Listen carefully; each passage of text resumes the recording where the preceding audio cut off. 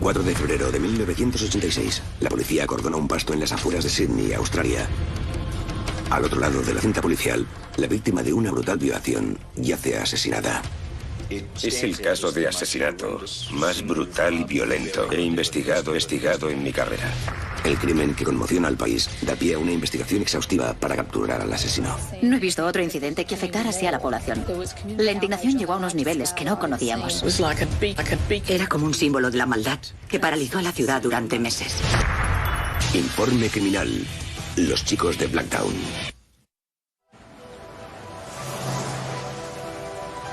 Sydney es la ciudad más grande y un popular destino turístico para viajeros de todo el globo. Con una población superior a los 4 millones de habitantes, no son extraños los crímenes violentos. Sin embargo, a mediados de los 80, un incidente que se desmarca de lo común da inicio a una de las mayores investigaciones en la historia de Sydney.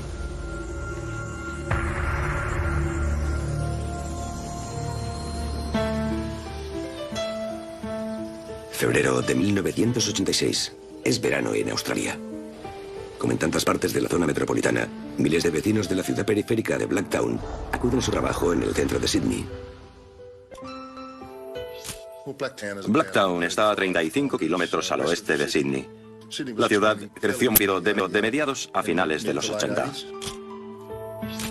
Era una ciudad de clase obrera.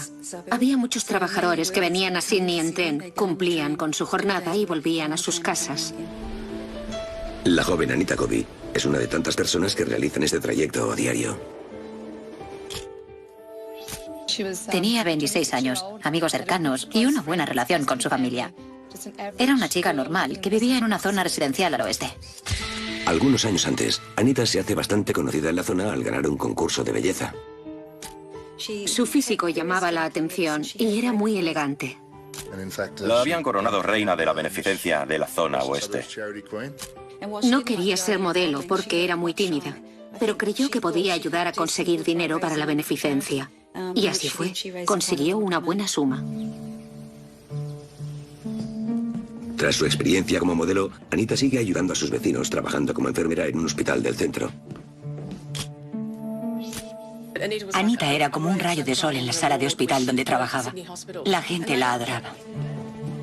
Aunque Anita ha estado casada con un enfermero llamado John Covey, en febrero de 1986 la pareja ya está separada.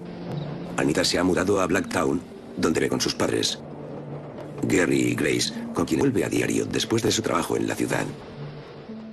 A sus padres les encantaba tenerla en casa. De hecho, cuando volvió, tenían su habitación preparada. Había cambiado gran cosa desde que se marchó para casarse con John, así que fue como volver a la adolescencia. Tenía muchos amigos, estaba llena de vida y era una persona tranquila y de gran corazón que adoraba a su familia. No recuerdo que nadie hablara mal de Anita Covey una sola vez. Domingo 2 de febrero de 1986. Después de su turno en el hospital, Anita sale a cenar con 2 amigas a un restaurante del centro en lugar de volver a casa directamente. El grupo bebe varias botellas de vino y planea las vacaciones. Ya anoche, las amigas de Anita le ofrecen un sitio para dormir, pero ella decide volver a su casa en Blacktown. La dejaron en una de las principales estaciones de tren de Sydney. La última vez que la vieron, se dirigía a coger el tren. 10 de la noche. En Blacktown, el padre de Anita espera noticias de su hija. Suele recogerla en la estación del pueblo, a cierta distancia de la casa. Permanece despierto hasta medianoche, pero nadie llama. Pensaron que se había quedado en casa de alguna amiga para pasar la noche, pero estaban preocupados porque no había avisado. Harry dijo que miró por la ventana y vio una gran nube negra mientras el cielo se encapotaba. Recuerdo oírle decir que tuvo un mal presentimiento, pero no sabía qué podía ser. Anita era una persona muy puntual, pero al día siguiente no fue a trabajar. Después de esperar la media hora, el hospital telefoneó a su padre y él les dijo que desde alguna amiga, como solía hacer. Entonces llamaron a las 2 chicas con quienes podía haberse quedado. Cuando descubrieron que no estaba ninguna de ellas, supieron que algo iba mal. Los padres de Anita se ponen en contacto con Catherine, su hija pequeña, y John Covey, el exmarido de Anita. Sin embargo, no la ha visto. Cada vez más preocupado, Gary se dirige a la comisaría para denunciar la desaparición. Gary Lynch tenía esperanzas de que Anita aparezca. Creo que lo peor para ellos fue la espera. Lo único que podían hacer era sentarse y esperar. 4 de febrero de 1986. 2 días después de que Anita sea vista por última vez, algo extraño aparece en un descampado conocido como Boiler's Paddock, el Prado de la Caldera. El terreno está junto a un remoto sendero frecuentado por parejas adolescentes. Un granjero de Blacktown se dio cuenta de que había varias vacas reunidas en el lado esa mañana. Las había visto en el mismo sitio el día anterior y aquello le llamó la atención. Por lo general, las vacas pacen y se mueven de un lado a otro del pasto. Cuando acerca a las vacas para ver de qué se trata, el granjero encuentra el cadáver de una joven que ha sido brutalmente asesinada. Conmocionado por el descubrimiento, vuelve a casa y avisa.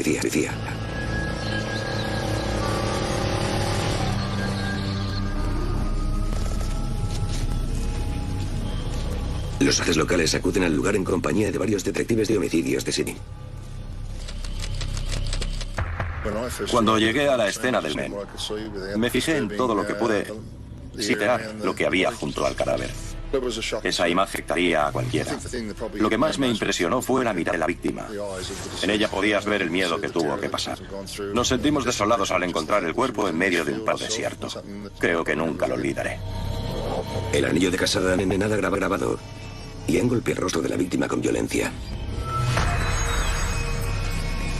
Sin embargo, los agentes están convencidos de haber encontrado a Anita Covey gracias a la fotografía que han llevado. El forense Paul Hamilton acude al lugar en busca de pistas. Me acerqué a la víctima y saqué varias fotografías, tanto en blanco y negro como en color. Algunas de las lesiones que presentaba eran cuando menos terribles. Encontré herida de defensa en los dedos y varias graves en la garganta.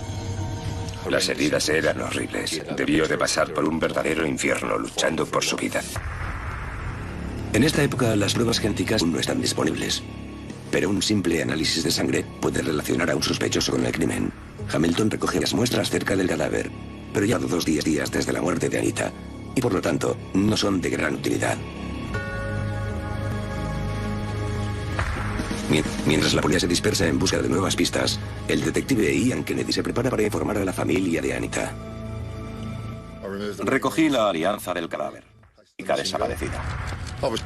Cuando un policía llama a la puerta y se pone a hablar de tu hija desaparecida, lo normal es pensar que hay alguna noticia o que tal vez la han encontrado.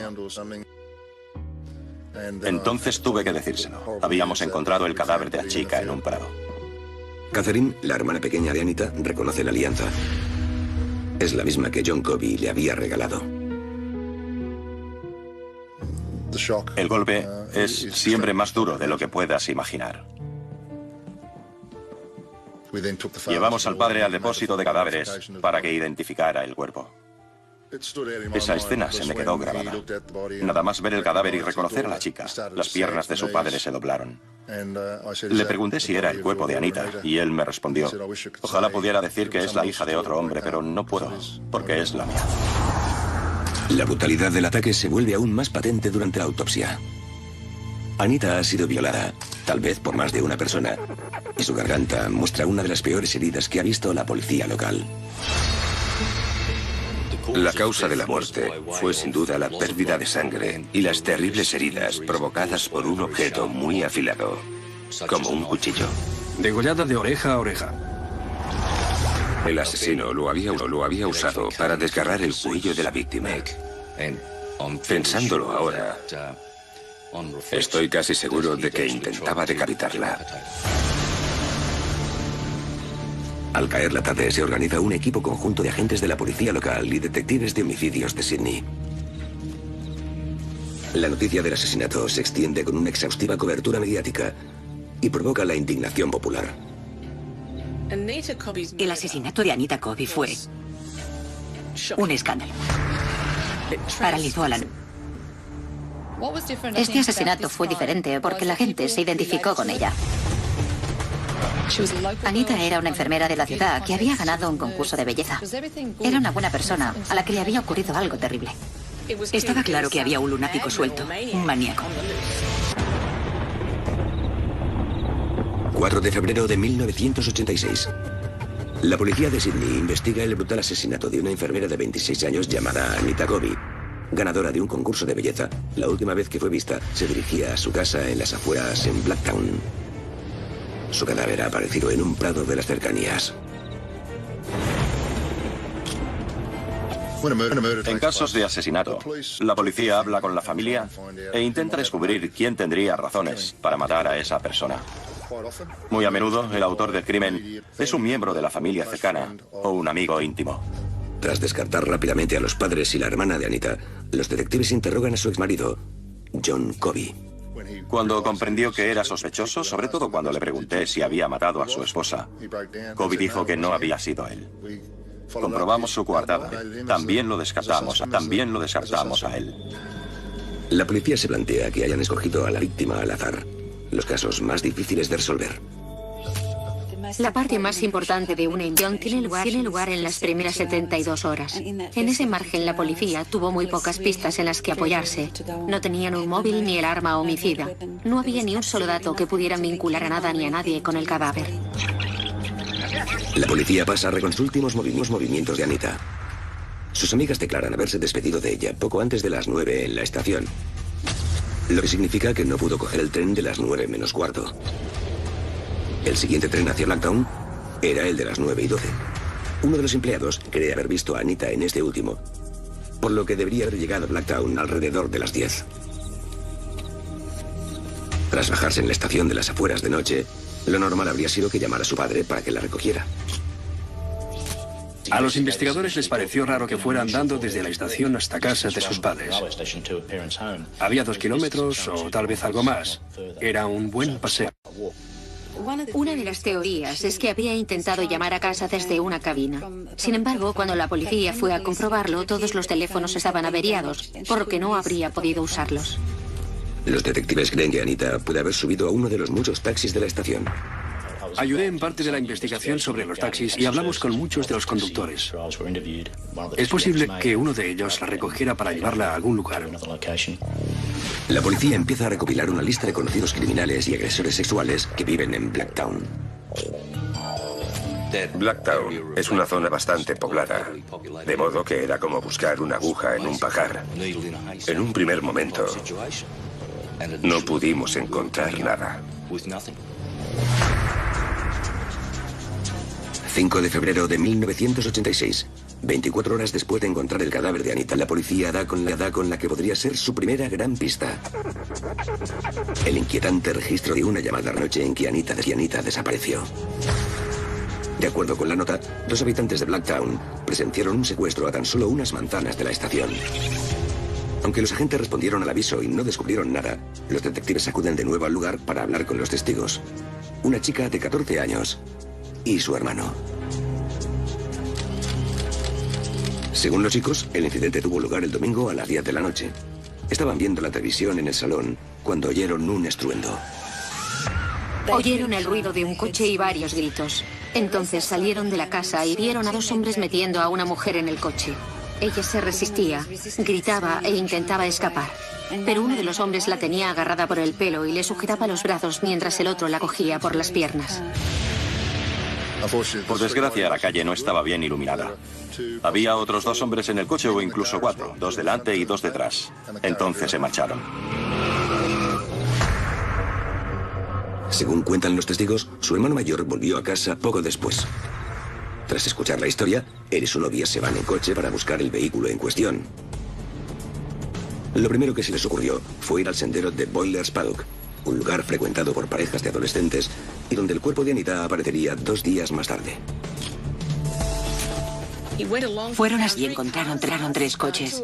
2 de ellos no coincidían con el que sus hermanos habían visto. El tercero sí, pero el modelo el que creían estar buscando. Y a la luz de los faros no parecía haber nadie dentro. Aunque el incidente se investigó la misma noche en que tuvo lugar, Ahora parece que 2 testigos presenciaron el secuestro de Anita Covey. La policía pide ayuda a la población para localizar el coche implicado, que describen como un sedán moderno de 4 puertas y color gris. Posiblemente el mismo tono que se usa en el proceso de imprimación.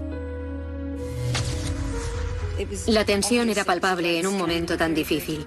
Me pidieron que fuera a casa de los Lynch para hablar con ellos, algo que hubiera preferido evitar. Sentía que aquello era inmiscuirse en su dolor y en ese momento era preferible dejarlos solos. Llamé a la puerta y cuando Gary Lynch abrió, me abrazó dándome las gracias por la visita. Estuvimos hablando un buen rato y me pidió con humildad que escribiera algo sobre su hija. Era muy difícil para ellos. Querían que el asesino de Anita rindiera cuentas a la justicia. Se ofrece una pensa de $50.000 por cualquier información que conduzca a un arresto. Anita, víctima de un atajo de cobardes, violación y asesinato en un prado. Apareció en la primera plana de todos los periódicos. La gente estaba ávida por saber más. Sin duda, la historia ocupaba cada minuto del día. Pese a la extraordinaria cobertura mediática que proporciona la prensa, la policía comienza a recibir miles y miles de llamadas. Yo estaba en la centralita y recuerdo a gente llamando para informar de que habían oído gritos o visto las luces traseras de un coche, tal vez el propio automóvil. Era mucha información que había que seleccionar. Nos estaban llamando de todas partes, de punta a punta de Australia. La policía estaba muy presionada para dar cuanto antes con los asesinos. Mientras siguieran libres, podían asesinar a otra persona. Al cabo de unos días, la policía recibirá una llamada que ayudará a acotar la investigación y dar con los primeros sospechosos. 8 de febrero de 1986. Cada vez más agentes se unen a un equipo de la policía australiana tratando de resolver la violación y el asesinato de Anita Covey, una enfermera de Sydney y ganadora de un concurso de belleza. La brutalidad del crimen ha provocado la indignación de todo el país. La única pista con la que cuenta la policía es la descripción de un sedán de 4 puertas de color gris empleado en un secuestro a la hora en que Anita desapareció. Obviamente, nos estaba costando dar con alguna pista nueva. Día tras día daba una breve rueda de prensa a las 9 de la mañana y otra a las 4 de la tarde para informar de cualquier novedad en el caso y pedir la ayuda de la población si sabían algo que pudiera sernos de interés. La policía registra los desguaces locales, así como los aparcamientos de varios hoteles y bares en busca del sedán gris. Los dueños de vehículos similares son interrogados sobre su paradero la noche en que Anita desapareció. Mientras tanto, los agentes reconstruyen públicamente los últimos movimientos de Anita en un intento de localizar a nuevos testigos. Escogimos a Debbie Wallace, una de nuestras agentes. Medía casi lo mismo que Anita, con pelo y constitución similares. Domingo, 9 de febrero. A las 9 de la noche, vestida como Anita, la agente Wallace repite los mismos movimientos que la joven enfermera había realizado una semana antes. La policía la sigue de cerca, hablando con los vecinos a su paso. Una vez en Blacktown, la agente Wallace se dirige a la zona residencial junto a la estación. Estaba yo sola, con un grupo de detectives que me seguían en coche. Recuerdo pensar que todo estaba muy tranquilo y oscuro, lo mismo que ella debió de ver. Anita y yo habíamos seguido los mismos pasos. Y en poco tiempo, su vida acabó. La reconstrucción termina en el lugar donde 2 testigos dicen haber visto a varios hombres metiendo a una mujer en un sedán gris de 4 puertas. Los agentes regresan a la comisaría sin nuevas pistas. La policía llevaba 6 o 7 días trabajando con muy pocas pistas y se estaba empezando a notar. Los agentes parecían afectados durante las ruedas de prensa. Las cosensas y sentían que era su deber encontrar algo nuevo que llevarle a la familia Lynch. Pero en ese momento no tenían nada que ofrecerles. 11 de febrero de 1986. 9 días después de la desaparición de Anita, la policía recibe una prometedora llamada en sus líneas. Nos llamaron en relación a un coche robado que coincidía con la descripción del vehículo que se usó en el secuestro. Había varias personas sospechosas de participar en el robo. El informador asegura que esas mismas personas fueron vistas conduciendo un sedán gris por Blacktown la noche en que Anita fue asesinada. La policía consigue identificar a 3 hombres: John Travers, de 18 años y cabecilla del grupo, y 2 amigos suyos, Mick Murdoch y Les Murphy. La policía está familiarizada con los nombres, ya que sus antecedentes se remontan a los primeros años de su adolescencia. El historial de John Travers estaba lleno de delitos que había cometido con amigos. Había delitos menores, como consumo de drogas, robo de coches y dinero, pero también agresiones más graves. John Travers era un desempleado que se pasaba el día bebiendo, fumando marihuana y robando lo que podía. Al día siguiente se despertaba para volver a empezar. Siguiendo de cerca su nueva pista, la policía descubre que Travers también es sospechoso en un caso de agresión sexual en el oeste de Australia. Es conocido por llevar un cuchillo de gran tamaño, muy similar al empleado para matar a Anita Covey, y tiene una oscura reputación en Blacktown por agresión sexual y matar animales. Varias personas habían llamado a la policía mencionando a John Travers como el hombre capaz de cometer un crimen tan atroz, sobre todo por la brutalidad empleada. Cuando esta información llegó a nosotros, centramos nuestra atención en ellos.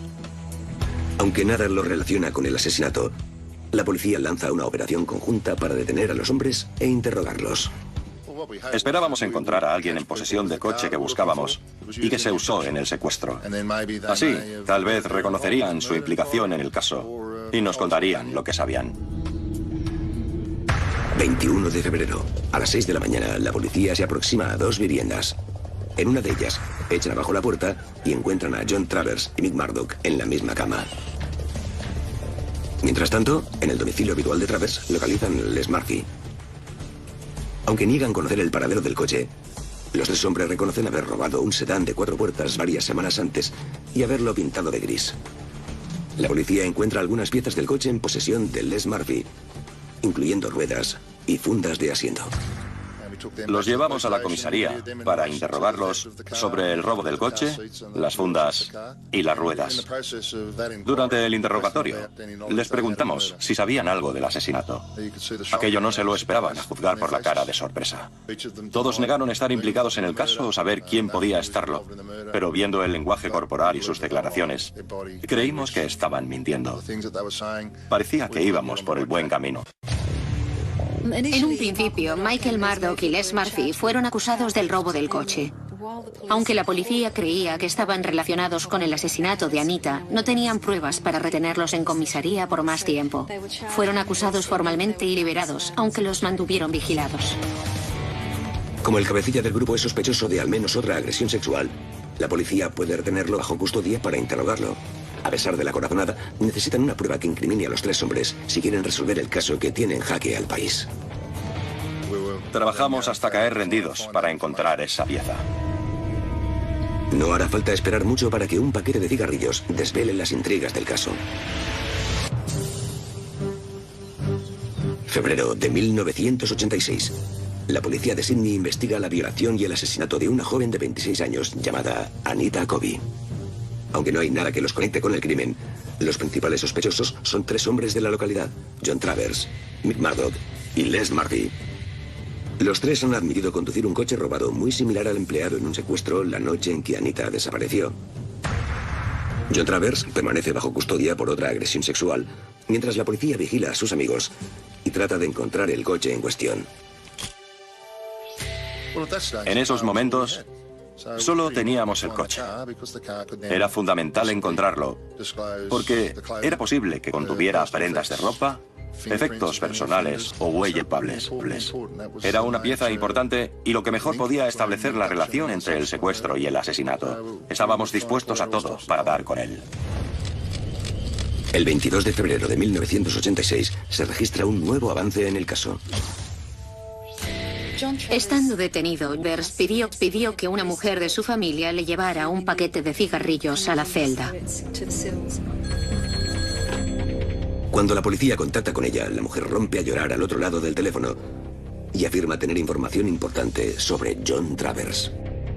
Aunque quiere reunirse con ellos, tiene miedo a hacerlo en público.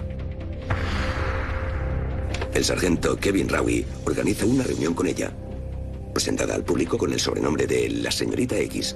El encuentro tendrá lugar en terreno neutral, lejos de la comisaría. Me reuní con ella en un coche aparcado en la parte trasera de un club deportivo. Estaba muy nerviosa y le preocupaba su seguridad si los sospechosos descubrían que había hablado. Por lo que me dijo, estaba convencida de que Travers había matado a Anita.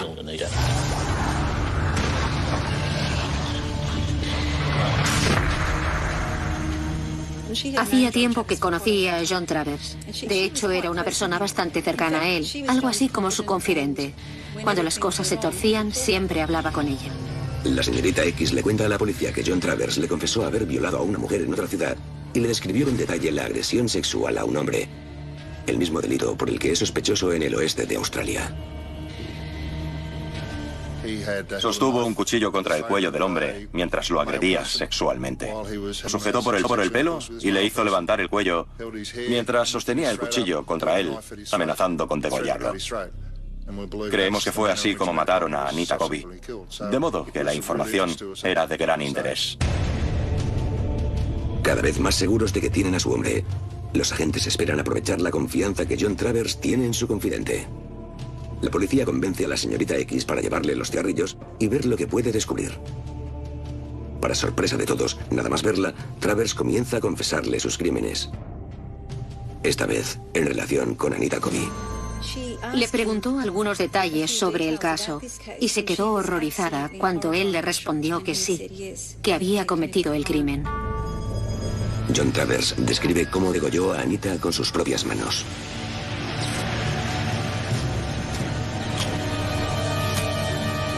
La señorita X dijo que Travers tenía una expresión de alegría y placer, algo impensable para una persona normal.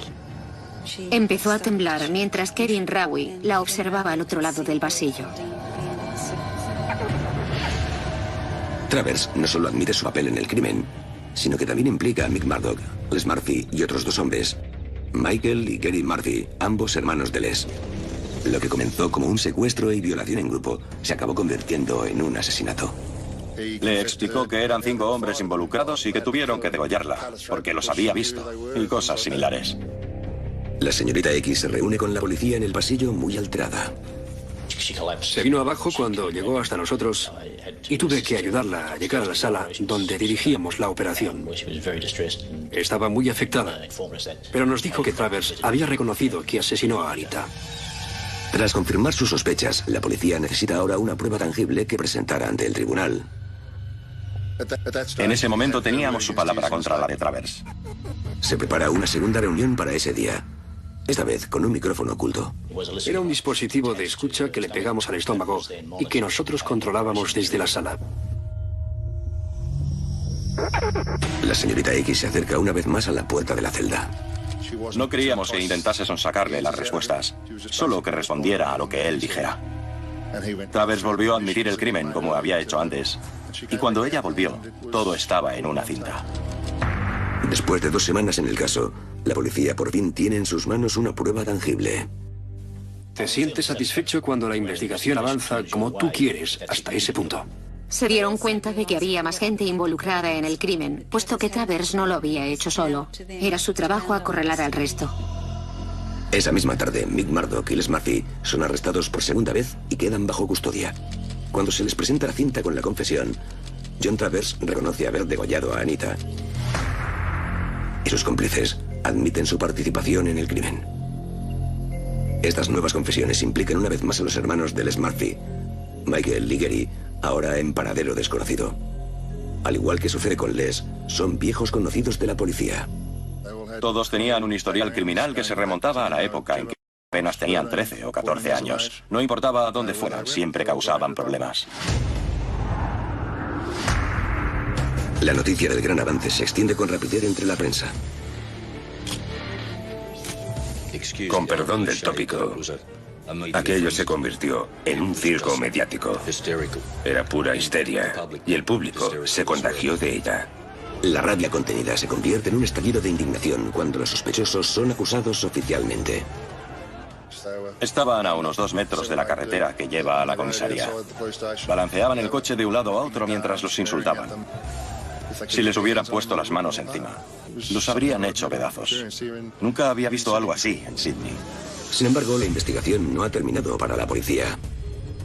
Para nosotros el ritmo de la investigación apenas disminuyó, algo que no es muy frecuente después de realizar un arresto importante. Teníamos a 3 de ellos, pero los otros habían escapado y eran ahora 2 de los sospechosos más buscados de Australia. En los próximos días se pondrá en marcha una de las mayores operaciones policiales en la historia de Australia, con la esperanza de que por fin se haga justicia por la muerte de Anita Covey. 23 de febrero de 1986. La policía de Sydney ha arrestado a 3 hombres por la violación y el asesinato de una joven de 26 años llamada Anita Covey. Los acusados son John Travers, cabecilla del grupo, Mick Murdoch y Les Murphy. En sus confesiones también han resultado implicados los hermanos de Les, Michael y Gary. El país está en alerta para dar con los 2 sospechosos que se han convertido en las personas más buscadas de Australia. Recuerdo volver a la sala donde trabajábamos y ver que la investigación seguía en plena ebullición. Los teléfonos sonaban y no dejaba de llegar información de supuestos testigos que habían visto a los hermanos Murphy. Entre varias pistas falsas, hay una que parece prometedora. Un vecino de un municipio a 50 kilómetros de Blacktown asegura que los hermanos Murphy se esconden en un apartamento cercano. El informador creía haber visto a uno de ellos en el patio trasero. Además, había alguien que no dejaba de mirar entre las cortinas. Era todo muy extraño. En menos de una hora, los agentes toman posiciones e irrumpen en el apartamento. Encuentran a Michael Murphy en el salón y lo arrestan de inmediato. Gary Murphy había huido del edificio por la puerta trasera y fue detenido por los miembros de la unidad especial que esperaban en el exterior. Una vez en comisaría, los hermanos admiten haber estado presentes en el asesinato de Anita. Con los 5 hombres a buen recaudo, los agentes por fin pueden respirar tranquilos. Era como si todo el pesimismo desapareciera de repente. Habíamos hecho un buen trabajo y teníamos pruebas sólidas contra todos los acusados. La noticia de que 5 hombres, 3 de ellos hermanos, son los autores del crimen, aviva la ira de la población, ya de por sí extendida. En muchos sentidos, la gente veía a Anita Covey como a un ángel. La población creía que esos hombres no merecían vivir y debían pagar con la muerte por asesinar de esa manera a una persona. En marzo de 1987, los 5 acusados deberán ser juzgados por el secuestro, la violación y el asesinato de Anita Covey. A raíz de la confesión obtenida gracias a la señorita X, en la que admite haber degollado a la víctima, John Travers decide declararse culpable. La señorita X se convirtió en la heroína de la historia. Había entrado en un programa de protección de testigos junto con su familia. Fue muy valiente al dar la cara de ese modo. Con el cabecilla de la banda fuera del juzgado hasta el momento de leer la sentencia, Mick Murdoch y los hermanos Murphy se declaran no culpables y deben ir a juicio. Llegó una marea de periodistas de toda Australia. Día tras día, la sala de audiencias número 5 de Darlinghurst estaba a rebosar. Nunca he visto nada igual. La tribuna de la prensa estaba llena. Entre la muchedumbre están los padres de Anita, Grace y Gary.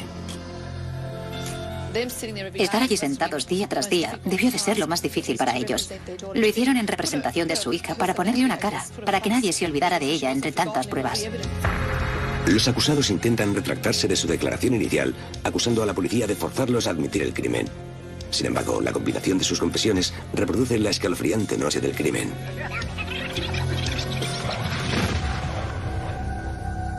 Al parecer, Anita subió al tren en dirección a Blacktown para volver a casa de sus padres y se bajó en la parada habitual.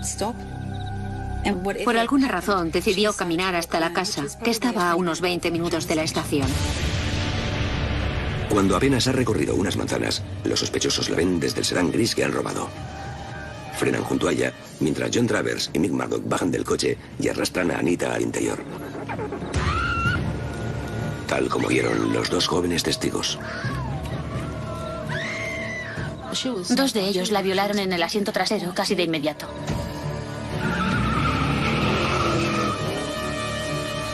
El grupo se dirige hacia el prado conocido como Boiler's Paddock, donde se van turnando para violarla de nuevo.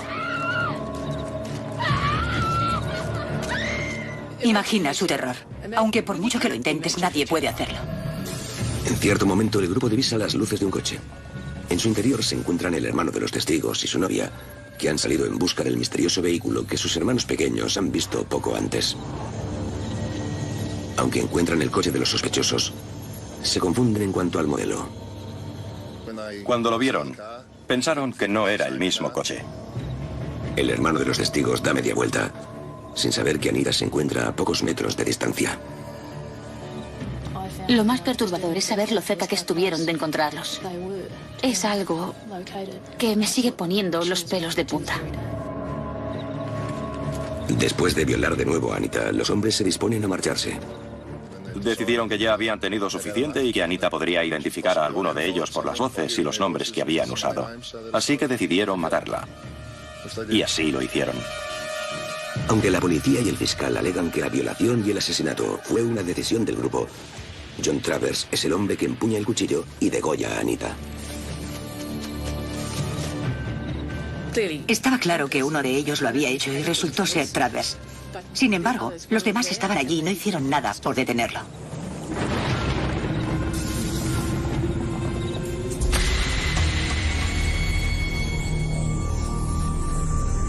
Travers apareció en el juicio como una criatura triste y horrenda.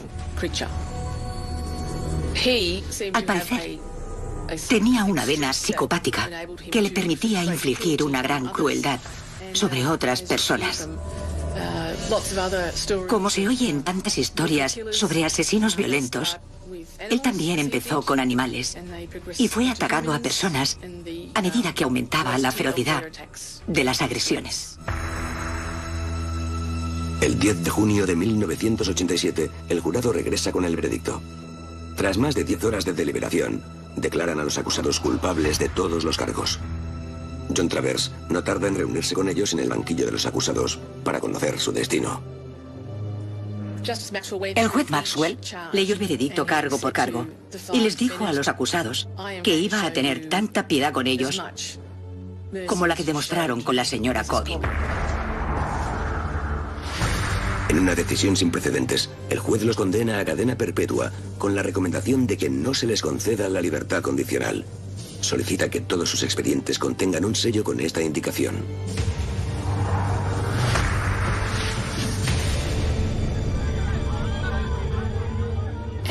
En ese momento, la sala estalló en aplausos, silbidos y gritos de alegría. Es como si aquello golpeara a los acusados.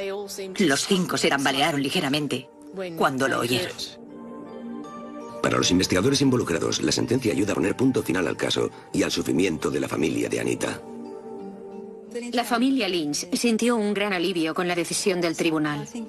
Creo que la recomendación de que no volvieran a salir de la cárcel les pareció lo más justo para Anita. Un precioso detalle en su honor y en su memoria. Nunca antes se había hecho algo así en un tribunal australiano. Nos alegramos de que se hubiera hecho justicia.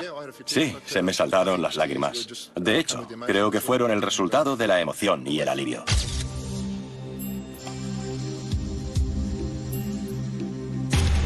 A día de hoy, John Travers, Mick Murdoch y Les, Gary y Michael Murphy siguen entre rejas. Los culpables están en diferentes prisiones del estado de Nueva Gales del Sur en celdas de aislamiento, lo que significa que no están en el ala principal con otros presos, sino en una zona restringida. Un castigo del que nunca escaparán por cometer uno de los crímenes más atroces en la historia reciente de Australia y que sacudió al país entero. Este caso hizo que el miedo se extendiera por la población y demostró que hay monstruos que acechan en cualquier parte. En cierto modo, el resultado fue satisfactorio. Esos hombres nunca volverán a ser libres.